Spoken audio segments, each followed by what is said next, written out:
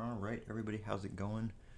I'm going to do a little quick chat here about iOS 18. It has been almost a week since I installed this on all my devices. And yes, I've been running it on everything. I've got it on the iPhone 15 Pro Max. I've got it on my iPhone SE 2. I've got iPad OS. I've got Mac OS. All the betas are running here, and this is probably one of the most stable betas that I've run this far.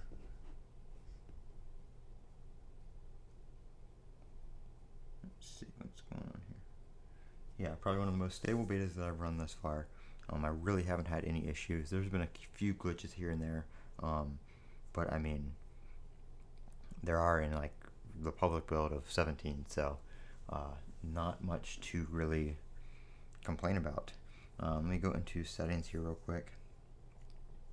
One new thing is, well, it's not there now, but they do have the little slider here where you can choose how much battery. What happened to the stream?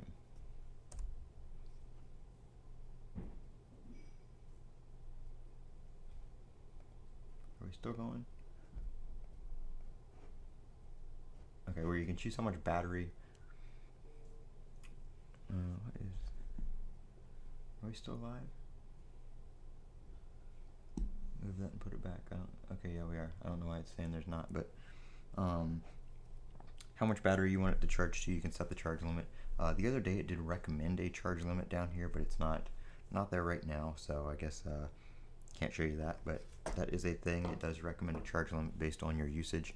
Mine was like 95%, so I just kept it at 100. But that's one thing that just started popping up within the past couple days. Everybody started seeing that because obviously they had to use it some first.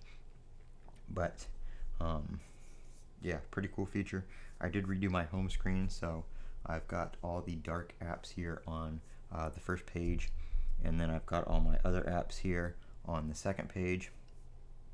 One thing I want to get rid of is I can't figure out how to get rid of this widget screen where like the older widgets would go, and there's no way to like delete the page. Like you only get the page menu for these, but the older widgets, I don't have anything there, and it's just kind of stuck as this. So yeah, I want to figure out how to get rid of that. And then I didn't have too many apps to put on the third page, and I didn't want them just all on the bottom, so I just spaced them with a gap. But I've got all my widgets here, and then these widgets over here, and all the black stock Apple apps right there.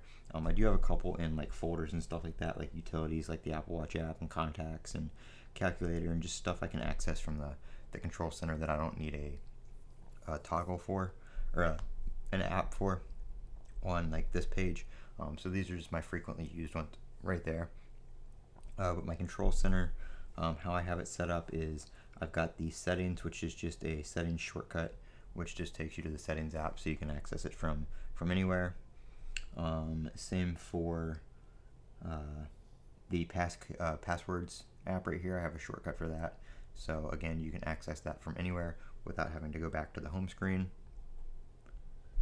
My Anchor battery bank right here, that just takes you to the app for that, because I didn't want to have all those things that I don't use all the time, but things that I want to be able to quickly access without having to go to like the app library or whatever, and I didn't want the icon over here. So that's what I did. I just used some shortcuts and put them in Control Center, since you can customize all that. I've got the announce notifications right there, so you can turn that on or off. When you use the toggle, it only turns it off for a day, or till the next day or whatever it is, so you just gotta be mindful of that. It doesn't completely disable that. What else have I noticed? Whenever you create a reminder, it does go into the Calendars app now. I actually deleted the reminders I created because I always just like fully delete them once they're complete, but it will show as a gray bar on the calendar. So a lot of rumors said that they were going to integrate or they were going to combine the calendar and reminders app. They didn't combine the two apps, but they do work together now. So if you create a reminder, you can also see it on your calendar, which is pretty cool because if you create a reminder from like later in the week or something like that, you can see it on your calendar. I guess I can create a just a test reminder real quick for we'll do tomorrow. Let's see, and that's today, so we're just gonna new reminder, test, and we will do it for we'll just do it for the 19th later in the week. So now if I pop up in my calendar, you can see we have this gray bar right here, and we have the reminder. I didn't assign it a time, but if I put a time on it, it would show it down here with the day view. So that is that. And like I said, I usually just delete these. After I complete one, I will just delete it completely, just because it doesn't keep it all junked up. So I just go in there and delete them all, and that's how I do that. So that's pretty cool. I like how it shows up on the calendar because you can help. You don't have to go. If you go in reminders, reminders is like mostly just like today, and it doesn't really separate them out by day. But on the calendar, you can get them in a weekly view and stuff like that, and see what's coming up. So it's a lot easier that way.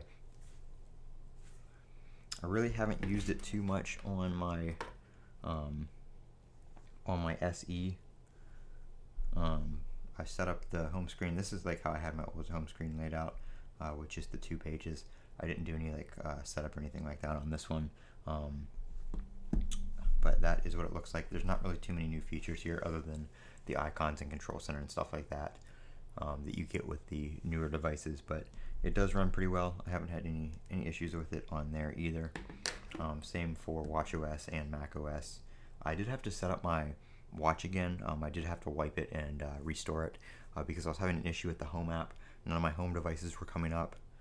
It just told me to go into the home app on the phone and set them up there, but they already were set up there, so I just completely wiped my watch and set it up as new. I was also having an issue with the home key for my door lock, where the home key was not showing up on the watch.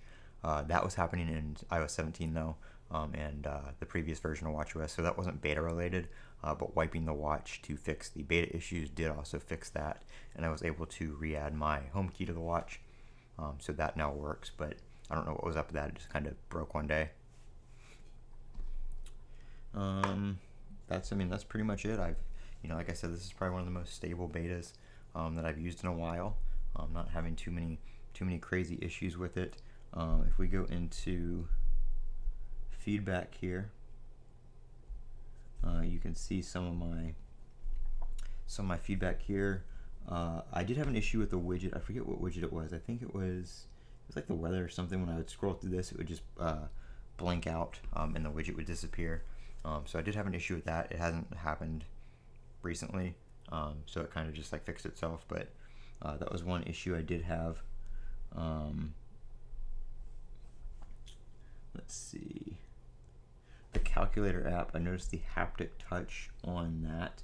That's not the calculator app. It has the copy last result doubled up, and it's not like 2 different options. Like if I go in there, so it's 42 right now. If I go in here and do 8 plus 8, 16, so we can see the last result down here, 16, and then if I go, one second,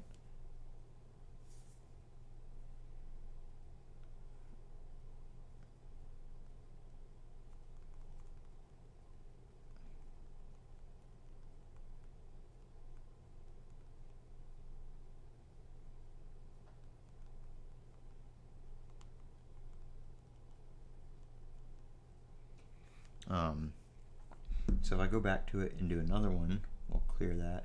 If I do 9 plus 9, 18, and then I go to that, so it's just the same result right there. The top one doesn't do anything. The top one just opens the app back up. So does that, but it doesn't actually change. It just stays at 0. So I don't know why that is doubled up right there. Let me see if anybody else has reported that issue.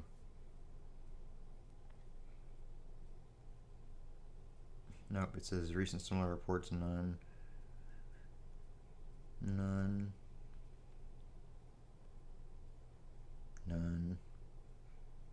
Sometimes you don't see the recent similar reports. It depends on how many people or the wording of it. If it's not worded, the same, then it doesn't really show up. So I don't know. We'll see. But those are really the only issues I've had. Nothing major. Nothing that really impacts the performance or usability. Just some minor glitches here and there, and everything else has been running pretty smooth. macOS, there's not much to talk about. We don't really have any of the cool new major features that I was looking forward to. Let me pull up the Apple website here. Show you guys just some of the stuff I want to see. A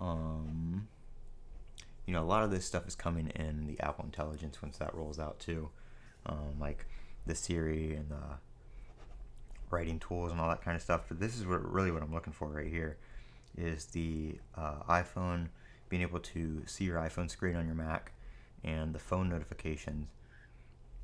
That's going to be really cool to be able to see your iPhone notifications on your Mac, and the seamless drag and drop, which is coming later this year. These don't say coming later this year, but they do not work in beta 1, so hopefully maybe it's just coming in the beta, in the next beta. Usually if it says coming later this year, it's not going to be, it'll be closer to like release or after the release. Password apps, I haven't had any issues with that. It works just fine. The messages stuff is working pretty well. Let me see if I still have the thing on my so I was on that trip, and my friend sent me a message here, and it actually showed I actually received the message via satellite. So you can see that did work. And then he also showed me what it looked like on his end. He is also on the beta, but you can see here it tells you that the other person is only connected via satellite. So it kind of like when it goes to send the message, it kind of like circles it in like a dotted bubble, and then you have to actually confirm that you want to send it via satellite. So I guess that's just letting you know that the other person may not receive it right away.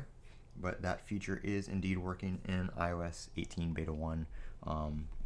I didn't send any messages with satellite. I tried to send one, but it was taking a while to send, and I just put my phone to sleep and put it back in my pocket, which you do have to actively stay connected and pointed at the satellite to send and receive messages. So it's not like you're just going to get you're not just going to get messages while you're connected, while it's in your pocket or while the phone's asleep. You actually have to go in there, open messages, connect it to the satellite, and then hold that connection while you send and receive messages. So it's not really automatic. When you do lose Wi-Fi and cellular, you do get a setting that pops up here on the top. It showed up. You guys can't see.